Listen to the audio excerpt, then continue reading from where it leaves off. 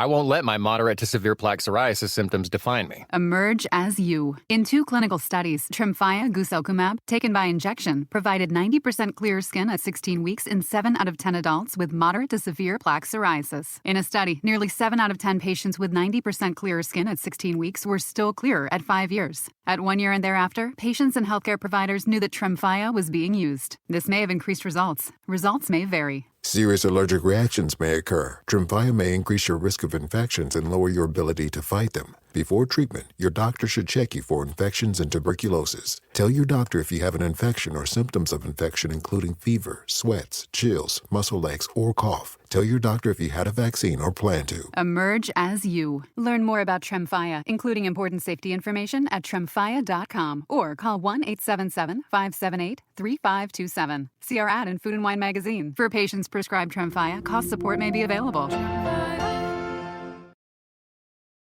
Hey listeners, Grace Anna here. As we gear up to release our episode on the fabulous Edie Sedgwick, we wanted to share an episode from our friends at the podcast The Art of Crime with you. In this episode, host Gavin Whitehead unpacks the shooting of Andy Warhol by Valerie Solanas, the radical feminist art critic. Her attempt to assassinate Warhol is mentioned in our episode on Edie, and Valerie's story provides yet another complex female narrative surrounding Warhol's hyper-control over the women he worked with at the factory, something that both Valerie Solanas and Edie Sedgwick both experienced and were deeply affected by. You can learn more about the Art of Crime podcast on their website at www.artofcrimepodcast.com and find them on all streaming platforms. We hope you enjoy and look forward to sharing ArtMuse's 2-part episode on Edie Sedgwick with you soon. Before we get to it, I should say this episode contains language that might offend some listeners. In fact, it's probably as filthy as this show will ever get. The truth is that it's virtually impossible to talk about Valerie Solanas' writing and her milieu without a fair amount of profanity. You'll see what I mean. It was Monday, June 3rd, 1968, and Valerie Solanas looked like someone out of a Cold War spy thriller. It was mostly the trench coat, which she had on over a black turtleneck, yellow knit shirt, and khaki jeans. Slight of build and with shortish brown hair, she got off the subway at 42nd Street and made her way to Times Square sometime between 7 to 8 p.m. Then she walked up to 22-year-old rookie traffic cop William Shemelix and, completely unprompted, confessed to her crime. She had shot Andy Warhol that afternoon and left him for dead on the floor of his studio. He had too much control over my life, she explained, producing 2 pistols and handing them over. Already aware of the shooting, the media caught wind of Solanas' detainment almost as soon as police escorted her to the 13th Precinct Station House, 2 blocks away from where Warhol lay in critical condition. News crews descended on the scene, hoping to photograph the would-be assassin and maybe snag a comment as she entered or exited the building in handcuffs. Meanwhile, policemen and lawyers bombarded Solanas with questions about the attack. She made no secret of what she had done to Warhol or how she felt about it. When reporter Jim Gash conducted a brief interview with her shortly after her arrest, he pointed out, "He may die," referring to Warhol. "Good," she fired back at him. Yet Solanas remained reticent as to why she had taken her firearms to his studio. During interrogation, Assistant District Attorney Roderick Lankler asked for a motive, and she responded, "That's something that's very involved, and I don't want to get into that right now." What she did want to get into were her career ambitions. The day after Solanas turned herself in, the New York Daily News ran the headline, "Actress Shoots Andy Warhol." Solanas went apoplectic when she saw it and contacted the newspaper to demand a correction. It had nothing to do with what happened to Warhol and everything to do with how she saw herself and what she cared most about. Quote, "I'm a writer, not an actress," unquote. A radical feminist, Valerie Solanas ranks among the most audacious writers of the 20th century. After all, her most famous work calls for the complete eradication of the male sex, or at least purports to. At the same time, her efforts to find an audience for her writing, specifically her playwriting, led to an act of violence that has defined her legacy more than any words she put on paper. Today, we'll hear how Solanas' dreams of becoming a writer brought her to the door of America's most admired and reviled artist, Andy Warhol, how she landed a part in one of his experimental films, and why her attempt to shoot him dead sowed division among the women's movement. This is The Art of Crime, and I'm your host, Gavin Whitehead. Welcome to Episode 2 of Assassins, Shooting Andy Warhol, Valerie Solanas.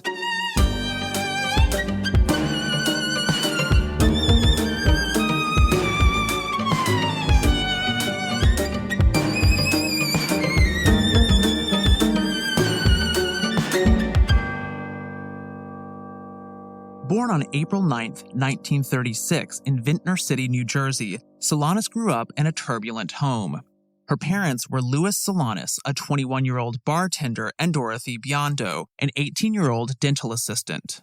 Her mother and father divorced when Solanas was only 4, after which Valerie and her younger sister Judith went to live with their grandparents in Atlantic City for a brief period. Solanas' grandfather whipped her with a belt when she misbehaved.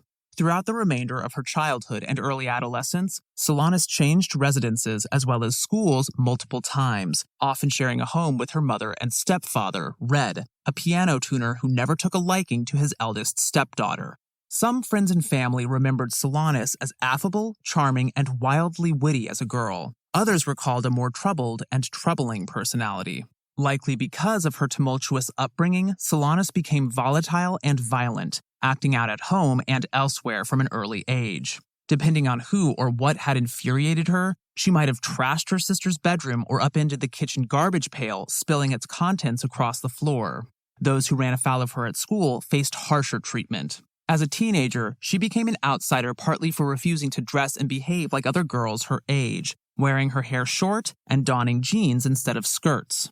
On one occasion, a male classmate put a tack on her chair, knowing she would sit on it.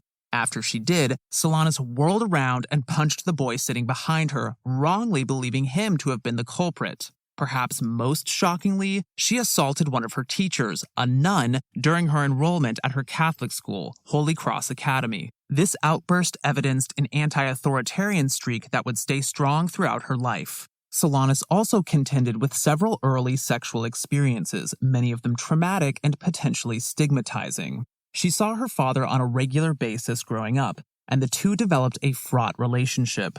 On the one hand, she claimed to have suffered sexual abuse at his hands from an early age. On the other hand, however, she maintained a close, often warm correspondence with him until his death in 1971. By the time Solanas reached her 15th birthday, moreover, she had given birth to 2 children. Her mother raised the first, a girl called Linda, passing her off as Valerie's sister. Solanas put her second child, a boy named David, up for adoption and never saw him again. In mid-century America, teen pregnancy could jeopardize a girl's social standing, and it wasn't uncommon for families to conceal one, as Solanas' did twice.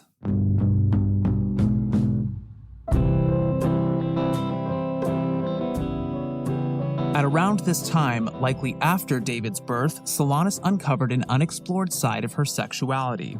While she was away at boarding school, she grew intimate with other girls and later told her publisher that she fell in love for the one and only time in her life during this period. In a testament to her audacity, Solanas would openly identify as a lesbian before she had celebrated her 20th birthday, at a time when most men and women were still stressing out about sex before marriage.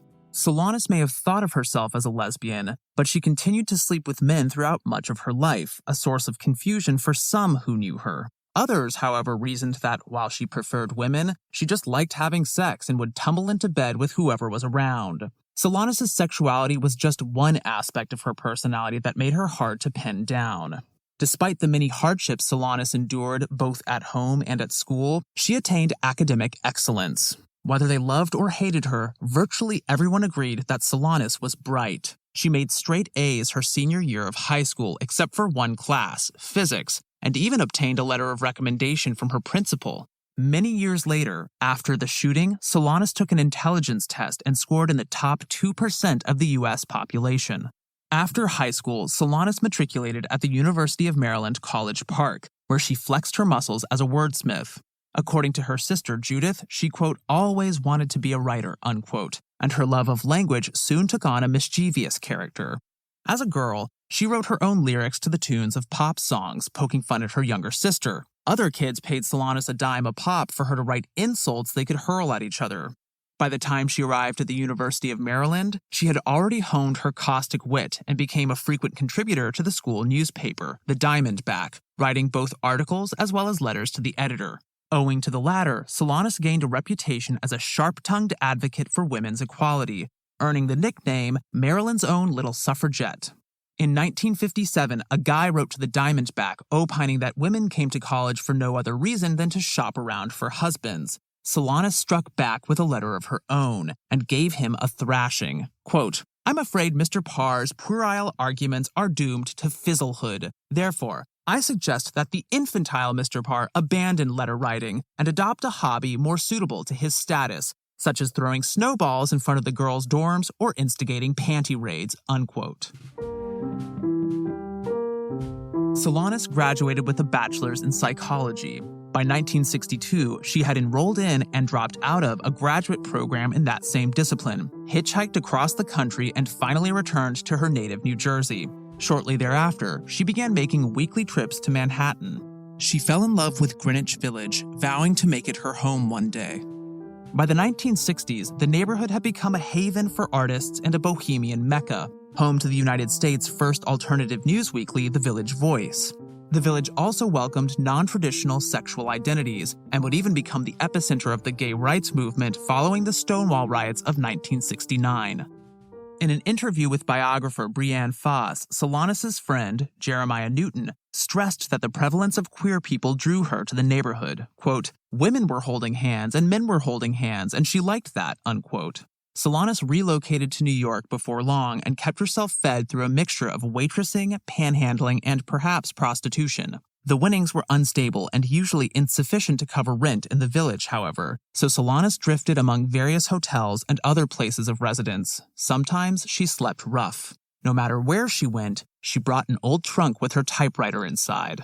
Of all her abodes, one sticks out as most colorful, the Chelsea Hotel at 222 West 23rd Street, built between 1883 and 85. By the time Solanas started renting a room there, this 12-story red brick behemoth had emerged as the favorite habitation of New York's celebrity artists, particularly those with a countercultural bent. There's a picture on the Art of Crime website. The Chelsea's roster of former residents includes Bob Dylan, Iggy Pop, Janis Joplin, Patti Smith, Leonard Cohen, and, more recently, Russell Brand. In his 2002 essay, The Chelsea Affect, American playwright Arthur Miller paints a vivid picture of life at the hotel when Solanas was a tenant. Before Miller became a resident in the early 60s, a friend of his recommended the establishment as, quote, cheap but decent, unquote. It wasn't luxurious, that was for sure. The amenities and housekeeping left much to be desired, and the rampant drug use was impossible to miss. The shower gave you hot water when you wanted cold and vice versa, Miller recalls, and the carpeting in his room was chronically unvacuumed. Meanwhile, the reek of marijuana in the elevator was enough to get you high. Still, the dramatist came to like it there, if only for the panoply of off-the-wall inhabitants. According to Miller, poet Allen Ginsberg haunted the lobby, hawking copies of his magazine, Fuck You. British science fiction writer Arthur C. Clarke explained over breakfast that humans would soon colonize outer space. A composer called Kleinsinger kept exotic fish and reptiles in his apartment, and when a snake once escaped, the whole hotel was down on their knees and checking under the bed for a scaly intruder. In Miller's view, quote, the Chelsea in the 60s seemed to combine two atmospheres, a scary and optimistic chaos which predicted the hip future, and at the same time, the feel of a massive, old-fashioned, sheltering family, unquote. Ever the misfit, Solanas may not have felt herself part of this family, but she more than likely thrived on this scary and optimistic chaos. She certainly got writing done. By the mid to late 60s, she had finished 3 works. The first was entitled Scum Manifesto, self-published by Solanas in 1967. The scum of the title is an acronym for the Society for Cutting Up Men. No less edgy was her play, Up Your Ass. She completed the script in 1965, but it remained unpublished until 2014. The last of the works she wrote during this period was an autobiographical short story, Primer for a Young Girl, which appeared in a 1967 issue of Cavalier, the Playboy-adjacent men's magazine that published fiction by such authors as Ray Bradbury and Stephen King. Solanas is best known for Scum Manifesto. In it, she writes prose the way a prizefighter throws punches. Indeed, it hits hard from the opening sentence. Quote, "Life in this society being at best an utter bore, and no aspect of society being at all relevant to women, there remains to civic-minded, responsible, thrill-seeking females only to overthrow the government, eliminate the money system, and institute complete automation and destroy the male sex," unquote. By 1965 or so, Solanas was selling copies of Scum on the street and supposedly holding meetings for a growing number of like-minded women, and occasionally men, who wanted to realize her utopian vision. It's unclear how many turned out to these events, but the manifesto did find its way into the hands of several noted journalists and intellectuals. Since its publication, many readers have assumed that Solanas was genuinely calling for the extermination of all men, but others, maybe most, have interpreted the text as a coal-black satire in the same vein as a modest proposal by Jonathan Swift. Whatever the case, Solanas' analysis of the nature and origins of contemporary patriarchy have made the manifesto a feminist classic, with professors of gender and women's studies still including it on their syllabi today. Though lesser known, Up Your Ass is more relevant to the story of Solanas' attempt on Warhol's life. As you might have gathered from the title, this filthy little comedy is meant to provoke. It particularly pushes the envelope in its frank, often gutter-mouthed discussion of sex and gender politics. There's no plot to speak of. Instead, it treats us to a series of loosely connected episodes in the life of Bongi Perez, a trash-talking, bird-flipping, big-city hustler who loiters outside her apartment building all day long. Within a few pages, Bongi seduces an overconfident John into buying her lunch, before forking over an additional $25 for a back-alley hand job. Despite profiting from male lust, Bongi makes clear that she isn't overfond of menfolk. Throughout the script, she fires off one-liners like so many torpedoes, criticizing males for their beastly libidos, incapacity for empathy, and all-around hatefulness. "Men are so fucking crude," she complains without irony. "Yes, but I try to demonstrate a little compassion. After all, people can't help being who they are," another woman responds. "Neither can germs," Bongi shoots back. Yet women of a certain stripe come under fire as well. Bongi is repulsed by Ginger, a quote-unquote daddy's girl who sees no harm in degrading herself so long as it wins the approval of men. In one of the comedy's more absurd exchanges, Ginger tells Bongi that she's planning to make a meal of a gilded turd that evening because her male companions love it when a woman, quote, laps up shit, unquote. Patriarchy prevails, the play implies, because of ladies like Ginger, who embrace their subordinate position in society. Solanas saves perhaps the most radical, certainly the most shocking scene for the finale. A woman in her mid to late 20s passes by, and Bongi calls out to her. The stranger turns out to be a wife and mother, and her entire life is defined by the needs of her husband and son. She introduces herself as Mrs. Arthur Hazlitt. "Arthur? That's an odd name for a woman," Bongi retorts, and the script only refers to her as Arthur from then on. Arthur's vindictive, penis-crazed son, aged 5 or 6, shows up at intermittent intervals to pester his mom, who orders him back to the playground so that she can go shopping. Right about the time Arthur discovers that Bongi is queer, her little boy comes back to bug her yet again. Arthur snaps, strangling him with her bare hands before burying his body behind a bush with a shovel, conveniently nearby. A minute or two later, she and Bongi spy a, quote, low-down, funky broad, unquote, on the sidewalk and accompany her off stage, presumably destined for a threesome. You're left with the impression that Mr. Arthur Hazlitt will be sleeping alone that night. This resolution might sound tragic, what with a murdered child and all, but this is a comedy, Solanas insists, and by definition, the genre of comedy delivers happy endings. In many cases, happy endings qualify as happy, no matter how much they might offend our sensibilities, because they accord with the playwright's ideology. That's certainly the case in Up Your Ass. Written by a radical feminist and lesbian, it rejoices at the sundering of a nuclear family because it liberates a woman from a male-dominated home life in which she has no identity of her own and triggers a queer awakening. Solanas' enemies accused her of many vices, but nobody impugned her for lacking drive. Once she had drafted Up Your Ass, she made it her mission to see it staged under the aegis of Scum. She was a theater troupe of one, so every facet of production would fall on her shoulders. In the early spring of '67, the playwright printed flyers inviting actors to audition and distributed them around town. Not unlike her manifesto, Solanas' cattle call hooked your attention right from the outset. Quote, Scum, Society for Cutting Up Men, is looking for garbage-mouthed dykes, butch or femme, with some acting ability, experience not necessary, to appear in a garbage-mouthed, dykey, anti-male play, a comedy called Up Your Ass, or Up from the Slime, or From the Cradle to the Boat by Valerie Solanas, to be performed 4 weeks at the Director's Theater School. Also looking for garbage-mouthed, pretty, effeminate-looking males and regular straight-looking males, unquote. Booking an audition was as simple as picking up the phone and calling the author at her private office, that is, her apartment at the Chelsea Hotel, extension 606, no agents necessary. Soon enough, Solanas got a call from Jeremiah Newton, a gay 17-year-old new to New York.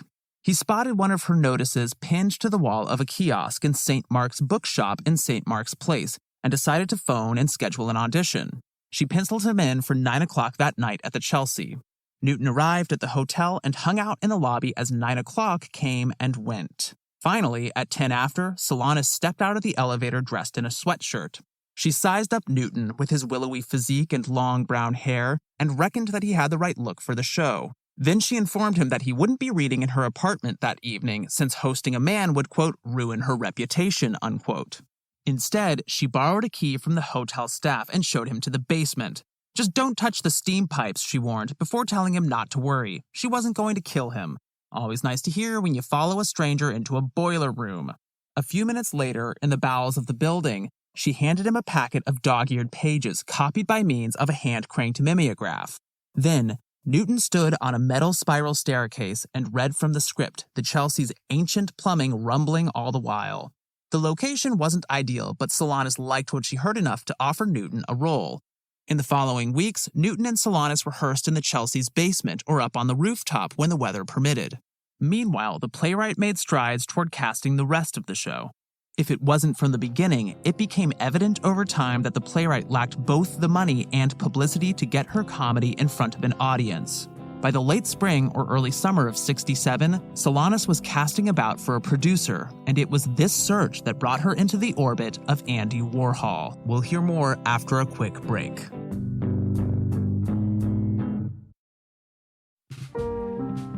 Sometime in the early 1960s, Warhol told socialite Frederick Eberstadt that, quote, he wanted to be as famous as the Queen of England, unquote. Putting it mildly, Eberstadt considered the artist's aspiration embarrassingly out of reach. Quote, he was about the most colossal creep I had ever seen in my life. I thought that Warhol was lucky that anybody would talk to him, unquote.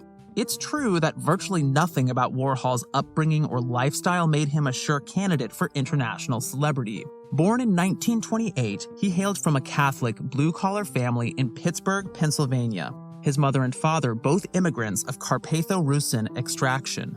By about the time Warhol confided his ambitions to Eberstadt, he had cultivated a vampire hipster aesthetic that struck many as strange and off-putting. Pallid and lean, he favored black leather jackets with tight matching jeans, high-heeled boots, and darkened glasses. Partly to conceal his balding pate and partly for the sake of looking slick, he wore a silvery wig. He almost never laughed in public and seldom opened his mouth to speak. When he did, he relied heavily on a small yet well-stocked store of monosyllables. Yes, and no, were two of his go-to responses in interviews at the time, and conversed with a flat, affected voice that was often edged with contempt or sarcasm. On top of it all, Warhol was gay and didn't care if you knew it, even if he seldom entered sexual relationships. He surrounded himself with other members of New York's queer community, especially gay men. In short, much about Warhol should have consigned him to the margins of society. Nevertheless, if he wasn't on par with Elizabeth II, he was pretty damn close. Barring Picasso, Salvador Dali, and a handful of others, Warhol was just about the most famous artist alive. Warhol had paid the bills as a commercial artist for well over a decade before attaining this status. He moved to New York from Pittsburgh in 1949, fresh out of art school at the Carnegie Institute of Technology, later rechristened Carnegie Mellon. He soon became a sought-after illustrator, sketching ads for magazines and TV, his clients including Harper's Bazaar, Vogue, 17, PBS, and NBC. He booked his biggest account in 1955, when the fashionable Manhattan shoe outlet, I. Miller, hired him to draw footwear for advertisements that ran in the Sunday New York Times. The campaign won awards, Warhol's stark yet spare drawings helping to boost the store's sagging reputation. Warhol had no qualms about his work adorning the pages of fashion and lifestyle magazines, but at the same time, he wanted it to hang on the walls of fine galleries. Circa 1960, he finally broke into that arena by joining the burgeoning pop art movement. This school drew inspiration from everyday objects and popular culture. By the early to mid-60s, Warhol arose as the poster boy of pop art, having painted pictures of consumerist emblems like Coca-Cola bottles and dollar bills. Thoroughly obsessed with glamour and stardom, he also did pictures of such celebrities as Elizabeth Taylor, Marilyn Monroe, and Elvis Presley. Most iconic was his Campbell's soup cans, produced from November 1961 to March or April of the following year. Currently held by the Museum of Modern Art in New York, it consists of 32 canvases, each of them measuring 20 inches high by 16 inches wide, and each depicting a different can of Campbell's soup, one for every flavor available in the supermarket at the time of its creation. For Warhol's supporters, this work marked a turning point in contemporary art, partly because it asked you to stop and take a long, hard look at one of the most basic household goods. In so doing, it regarded the mundane as worthy of contemplation and made viewers see it from a fresh perspective. Furthermore, the machine-like precision of each Campbell's soup can, plus the sheer number of them, captured the consumerism and mass production that had become fundamental to modern life. Warhol was very much a man of the moment, and even he knew it. "I'm as much a part of my time, of my culture, as rockets and television," he once remarked. For all his success, Warhol polarized the art world. Appalled by his acclaim, his critics fumed that he was cheapening the medium. In their eyes, he had sold out almost as soon as he had graduated because he went straight from school into commercial art. But then, it wasn't just that the I. Miller shoe guy suddenly fancied himself a serious painter. It was that he mined the soulless, profit-hungry realm of consumer culture for his subject matter. Far from serving up food for thought, the banality of, say, a Campbell's soup can rendered his painting unsuitable for display in reputable galleries. To give an extreme example of just how much some people hated Warhol's guts, consider the remarks of Ben Moria, Solanas' dear friend and the founder and leader of the anarchist cell called Up Against the Wall Motherfucker. The day after Solanas' arrest, Moria and his crew disseminated leaflets in praise of her actions in Tompkins Square Park as well as near the Museum of Modern Art. They condemned what they saw as Warhol's worship of capitalism and disdain for creativity, while lionizing Solanas with a prose poem. One line reads in all capital letters, "Valerie is ours and the sweet assassin lives." Asked to rationalize his support of her, Moria admitted, I didn't want to shoot him. At the same time, he pretty much says that justice had been served. Quote, "Andy Warhol ruined art," unquote. When Solanas met Warhol, he was spending his days in an enormous loft in a building at 24 East 47th Street in Midtown Manhattan. He made it his studio in 1963 and dubbed it The Factory. The walls were silver, and a friend of Warhol's, Billy Name, had covered sections with tinfoil, imbuing the room with a sort of futuristic space shuttle chic atmosphere. An inveterate workaholic, Warhol toiled for hours on paintings and films in the factory, which doubled as a hangout for his less industrious hangers-on. Warhol's motley coterie included artists, critics, collectors, politicians, radicals, junkies, sex workers, drag queens, and disaffected millionaires. The factory had an open-door policy, and at times it grew so crowded that somebody hung up a sign declaring, "If you have no business to conduct here, please don't come," a rule that Warhol seldom if ever enforced. In the daytime, the air in the factory all but tingled with a sense of possibility. Musician and medievalist Stephen Morrison put it this way, quote, "There was always this feeling that something incredible was going to happen, something really exciting or fun or new," unquote.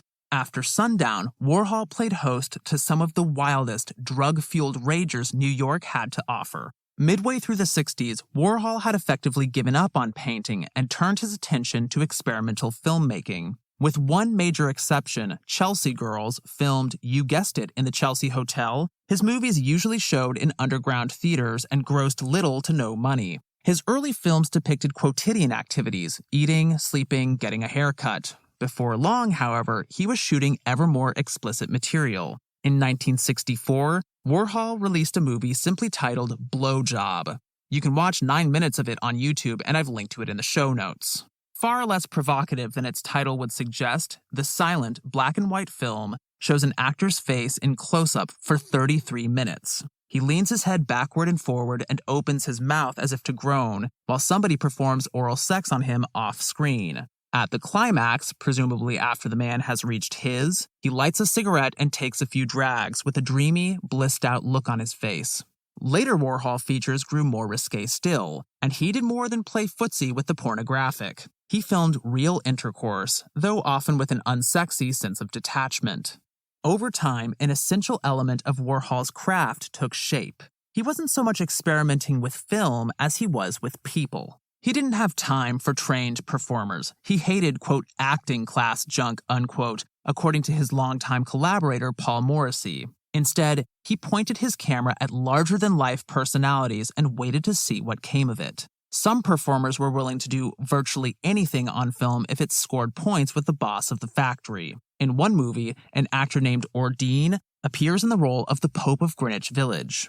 Sitting on a sofa, he shoots up amphetamines, comes out as gay as if in a confession booth, and then, shifting tones, inveighs against the Roman Catholic Church. At one point, he issues a blasphemous command, quote, approach the crucifix, lift his loincloth, and go about your business, unquote.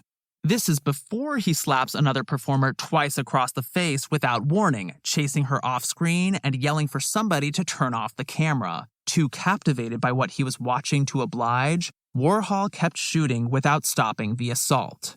No wonder his performers complained of exploitation as often as they did. It didn't help matters that he seldom paid them. Given Warhol's affinity for the obscene and outrageous, Solanas must have hoped that a play with a title like Up Your Ass would strike his fancy. She called him up in the summer of 1967 and pitched the idea of his producing her comedy. Mildly intrigued, he invited her to the factory to talk it over further. In June, Solanas presented him with the final draft of her script. The manuscript came in at 29 pages single-spaced, its margins annotated with the occasional handwritten correction. Not long after meeting Solanas, Warhol described his initial impressions of both the play and the playwright in an interview he gave to the storied French film magazine Cahiers du Cinéma. Quote, I thought the title was wonderful, and I'm so friendly that I invited her to come up with it, but it was so dirty. I think she must have been a lady cop. We haven't seen her since, and I'm not surprised. I guess she thought that was the perfect thing for Andy Warhol, unquote. He would see her again before long, and it wouldn't be a sight that he would soon forget. Presumably having read the Cahiers article, Solanas confronted Warhol, unzipped her pants, flashed her vulva, and said, sure, I'm a cop, and here's my badge.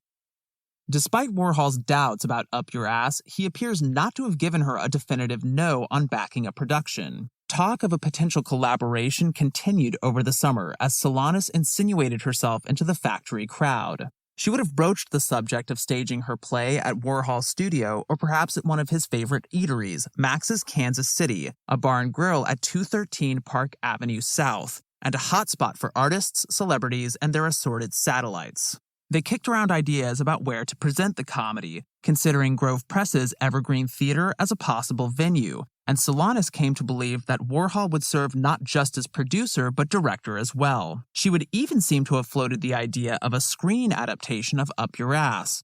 It's unclear what promises Warhol made that summer, but the ongoing discussion no doubt nourished Solanas' dreams of having her play performed.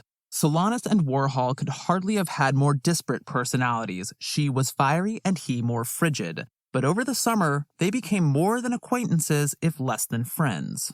They certainly developed a playful rapport, which is on full display in an interview Solanas recorded with Warhol during one of her many visits to the factory. Here's a snippet. Andy, you ever had a kid? No, I don't believe in them.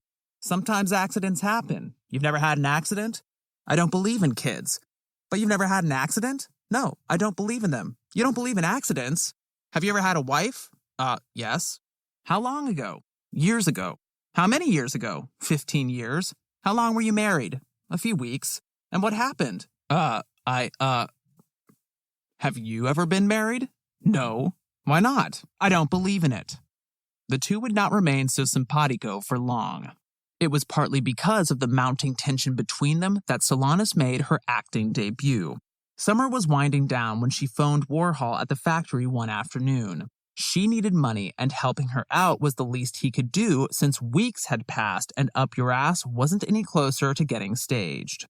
Not only that, but as Warhol confessed, he had misplaced Solanas' prized manuscript and had no idea where it had gone. As it happened, however, he and his collaborators were in the middle of filming when Solanas called, and not much wanting to give her a handout, he proposed an alternative. Warhol loved playing volcanic personalities off each other on film, and as he well knew, Solanas was often on the verge of erupting. He agreed to pay her $25 if she did a scene for him. Thrilled by the offer, she came right over.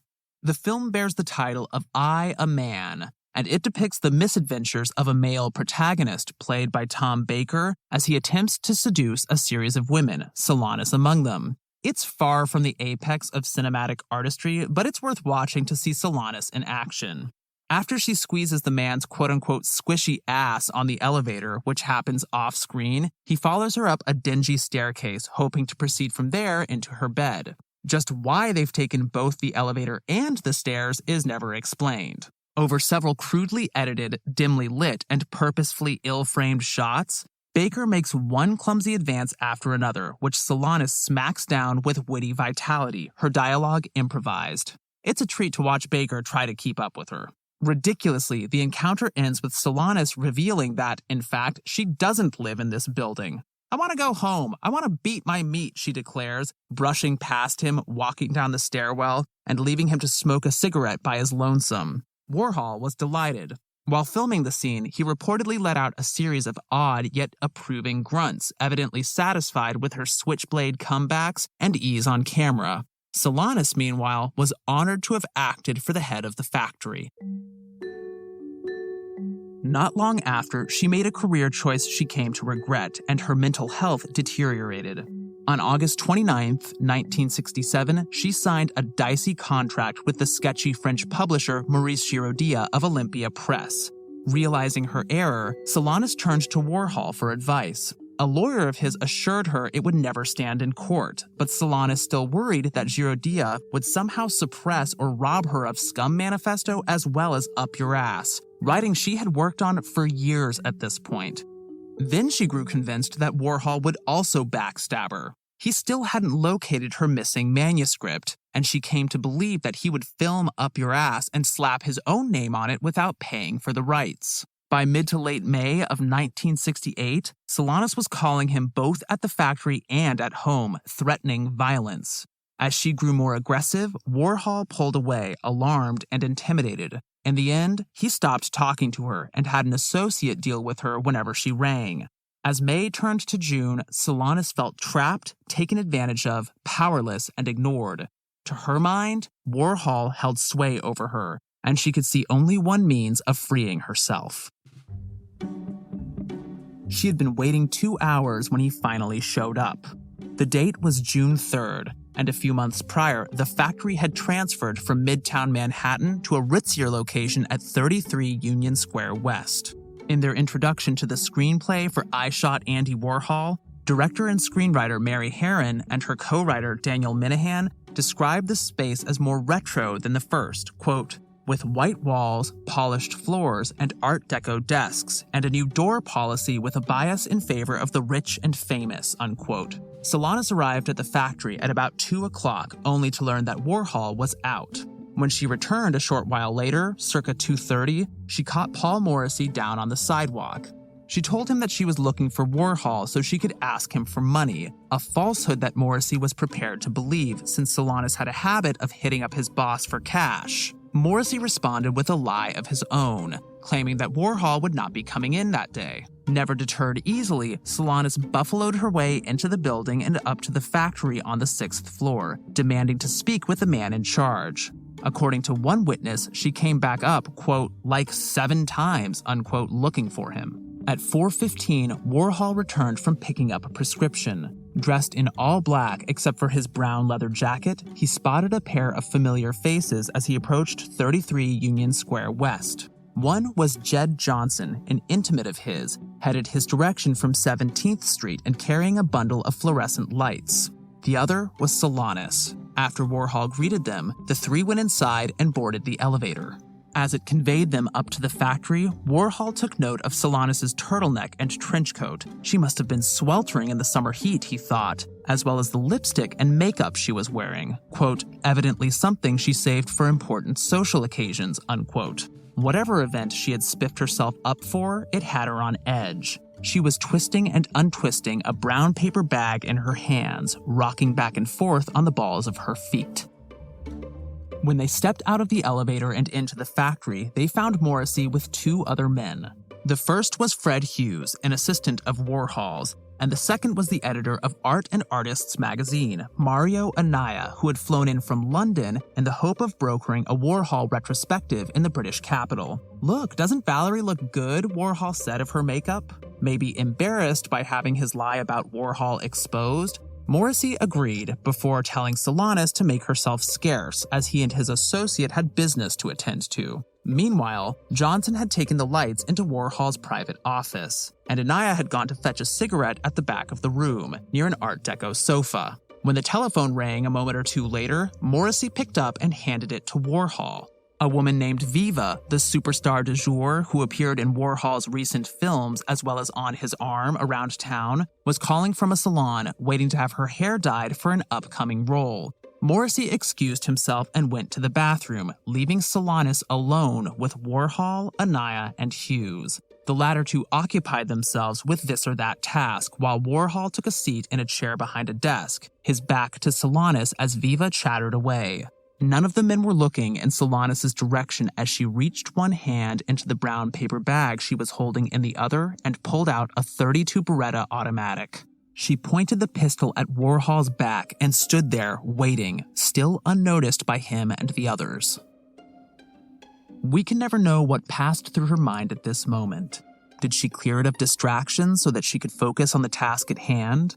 Or did she pause to reflect on all she had done these past few years and how it had brought her to this extremity? How she had hauled her typewriter across Manhattan, hammered out dialogue deep into the night, cranked the lever of the mimeograph machine, tacked up flyers in bookstore kiosks, pushed open basement and rooftop doorways to hold rehearsals, and hand-delivered the fruits of her labor to the man seated before her, the man she now believed would appropriate that work and pass it off as his own? Or, after weeks of trying to get Warhol on the phone, did the whole situation strike her as maddening, even absurd? Here she was, literally pointing a gun at the guy, and he still wouldn't give her the time of day. Whatever crossed her mind, she fired. And missed. The rest was pandemonium. In the ensuing milliseconds, nobody could work out who had pulled the trigger or why. Some weren't even clear that a gun had gone off. Hughes reckoned a bomb had exploded in the Communist Party offices 2 floors above them. Anaya thought a sniper was trying to pick them off from a nearby rooftop, crouching down as he yelled, "Hit the floor!" Viva heard the blast over the phone and assumed that somebody had cracked a whip, a relic left over from a factory bash, perhaps. Leaping to his feet and whirling around to find a gun leveled at him, Warhol was first to realize the truth. "Valerie, don't do it," he screamed. "No, no!" She fired again. The bullet flew past him for a second time. In an instant, Warhol was on the floor, crawling under a desk for cover. Solanas placed the brown paper bag on the desktop, stood over the artist, and took careful aim. A 3rd report rang out, and Warhol writhed. This was a hit. "It hurt so much, I wished I was dead," he recalled later. "It was like a cherry bomb exploding inside me." With Warhol down, Solanas directed her attention toward Anaya, squatting nearby, determined to murder this man she had never met before. She fired a 4th round, yet another miss, and a 5th. This one hit him in his flank, right above the hip. Adrenaline coursed through him, and Anaya launched himself away from his assailant and toward a closed doorway leading to a back room, forcing it open as he made contact. Solanas came after him, and he slammed the door shut only to realize that he had broken the latch on impact. His pant leg already stained with blood, he threw the full weight of his body against the door and pressed with all his might, praying to God it would keep the shooter out. Unable to overpower him, Solanas gave up and went looking for her next victim. She tried the door to Warhol's office, where Johnson was holed up, finding it locked. Petrified with terror, he watched the doorknob spasm as she twisted it. Thwarted again, Solanas turned around to meet the gaze of Fred Hughes, standing defenseless in the middle of the room. "I have to shoot you," Solanas told him, as if stating the obvious, and pointed the pistol straight at his chest. He fell to his knees. "Please don't shoot me, Valerie," he implored. "You can't. I'm innocent. I didn't do anything to you. Please, just leave." Mercifully, miraculously, his entreaties hit home. Lowering her weapon, she turned on her heels, strode to the elevator, and pushed the button. The two of them waited for the doors to wheeze open. Then, all of a sudden, Solanas spun around and aimed the gun at his forehead, clearly having regained her resolve. Hughes had just enough time to swallow a sob before she pulled the trigger. Then came a click. Hughes remained on his knees, frozen with fear and perhaps incapable of believing he was alive. The Beretta had jammed. What happened next is murky. Either Solanas reached into her pocket or she went for the brown paper bag on the desk. Within seconds, however, she was holding a Colt .22. To Hughes's horror, Solanas had come with a backup revolver. She was on the brink of shooting again when the elevator opened. The sound of it stunned her, and Hughes saw his only chance at survival. "There's the elevator, Valerie," he breathed, almost coaxingly. "Just take it." She left him on his knees and darted inside, vanishing from sight as the doors closed before her. By the grace of good fortune, Hughes was alive. So was Warhol, he soon realized, though not for long if he didn't get help. Hughes phoned the police while the artist lay in a pool of his own blood, sputtering, I can't. Strictly speaking, Solanas killed him. Police reached the scene almost 30 minutes after the shots were fired, followed by an ambulance. According to Morrissey, who had witnessed the carnage from a hiding place, paramedics looked Warhol up and down and presumed him dead, but were surprised to find him breathing. They rushed him as well as Anaya to Columbus Hospital, a block or two away. Anaya's wound proved minor, but Warhol was less fortunate. As became evident, the bullet that struck him had entered his abdomen on the right and ricocheted inside him, puncturing his left lung, esophagus, stomach, spleen, and liver before finally exiting through his back on the left. By 4:51, his heart had stopped, and doctors pronounced him dead on the spot. Unwilling to admit defeat, however, they made a last-ditch effort to revive him, opening his chest and massaging his heart. For some 90 seconds, it lay still, until suddenly throbbing with life. They whisked him into emergency surgery, where he would remain for 5.5 hours. After a grueling uphill battle, they saved his life. In the meantime, Solanas had turned herself in at Times Square. All told, she had shot 2 men and tried to shoot another in the head, and all 3 had made it out of the incident alive. We'll hear more after a quick break. Solanas attacked Warhol because of a personal grudge, one that grew increasingly bitter as her mental health declined. In the immediate aftermath of her arrest, however, the shooting assumed a broader political significance, especially within the women's movement. As we'll see, Solanas' deed became a flashpoint, creating a schism among feminists as some sided with the gunwoman while others denounced her. Before diving into that, it's worth asking why observers would have politicized this clearly apolitical shooting in the first place. It was largely due to timing. In the late spring and early summer of 1968, the world was rife with political violence. Just weeks before Solanas opened fire in the factory, students had occupied Columbia University over institutional ties to the Vietnam War, along with issues of racial justice involving nearby Morningside Park. Taking drastic measures, the New York City Police Department removed some protesters from campus by force. Across the Atlantic, France saw an upwelling of civil unrest as leftist demonstrators occupied universities and factories that May. As the protests grew in intensity, some politicians feared civil war or even revolution. President Charles de Gaulle fled to West Germany in secret, and the authorities clamped down with violence.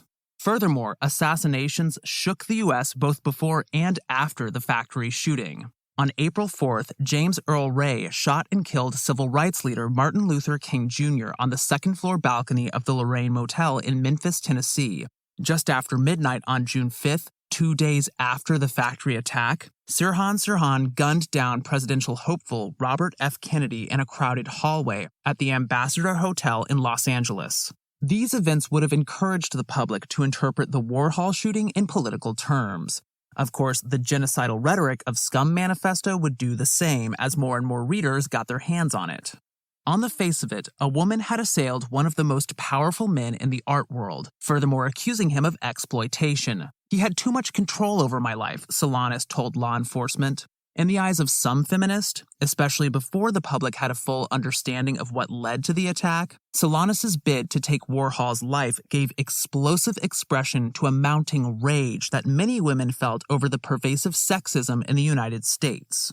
One of them was Ty Grace Atkinson, president of the New York chapter of the National Organization for Women, known as NOW. As it happens, Atkinson had heard about a brilliant, if also a bit bonkers, writing entitled Scum Manifesto from a Village Voice reporter just 1 day prior to the factory shootout, though she hadn't yet read it herself. Looking back on her initial response to the Warhol shooting decades later, Atkinson described it as follows, quote, "I knew there was exploitation and it mattered because finally some woman had done something that was proportionate to the feelings we were having," unquote. Upon finishing a news story about the attack, she put down the paper and instinctively headed for the courthouse, hoping to establish contact with the prisoner. On the steps outside, she ran into none other than Florence Kennedy, noted civil rights attorney who had defended members of the Black Panthers and wanted to make Solanas her next client. Atkinson and Kennedy met with Solanas in jail, the former offering emotional support and championing her cause among other feminists, while the latter agreed to represent Solanas in court. However, their sympathies toward the prisoner faltered as they became better acquainted with her. Disturbingly, Solanas recounted the events of the shooting with ghoulish gusto, even reenacting parts of it. In hindsight, Atkinson condemned this behavior. Quote, "She took great pleasure in describing how humiliated they, i.e. Warhol, Anaya, and Hughes were, how they were begging for mercy. It seemed inhuman to me. It had nothing to do with feminism. It had to do with artists' rights," unquote. In the end, Solanas rejected the assistance of Atkinson and Kennedy. As time wore on, she lashed out at both with intensifying malice, defying Kennedy's counsel and insulting Atkinson. We learned very quickly that if you cared about her at all, she became really abusive, Atkinson recalled. Still, we persisted. That Solanas didn't share their political views may have exacerbated matters.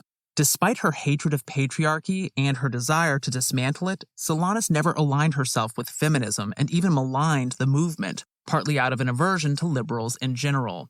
The alliance could only end in ruins. Fed up with her client, Kennedy eventually resigned as her lawyer. When Atkinson approached NOW to encourage the organization to lend formal support to Solanas, she met with opposition. While some members sympathized with Solanas, others wanted nothing to do with her. Taking up the cause of a would-be murderer would damage their reputation and hinder progress, they maintained. In early October, Atkinson stepped down as the New York chapter president of NOW and left the organization to found another. No doubt several factors motivated her departure. Infighting over such hot-button issues as abortion, marriage, and the family was fracturing the group and frustrating Atkinson. At the same time, her readiness to come to Solanas' aid and internal disputes over whether her actions warranted such assistance also contributed to her break with NOW. On June 13th, the Supreme Court of the state of New York deemed Solanas insane, and she spent the following months in psychiatric hospitals. Medical examiners eventually diagnosed her with chronic paranoid schizophrenia. In August 1968, Maurice Giraudia cashed in on Solanas' notoriety and published Scum Manifesto with Olympia Press, which flew off the shelves. The The following year, Solanas finally stood trial in June, representing herself and pleading guilty to, quote, reckless assault with intent to harm, unquote. She received a 3-year prison sentence, only serving one of them before her release. Out from behind bars, she briefly worked in editing and publishing before spending her final years penniless in Phoenix and San Francisco. She succumbed to pneumonia in 1988, aged 52.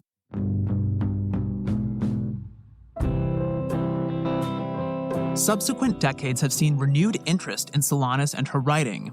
Much of this owes to Mary Harron's gripping and exhaustively researched 1996 biopic, I Shot Andy Warhol. If you know Harron for anything, it's probably the film that followed this one, the 2000 cult classic American Psycho.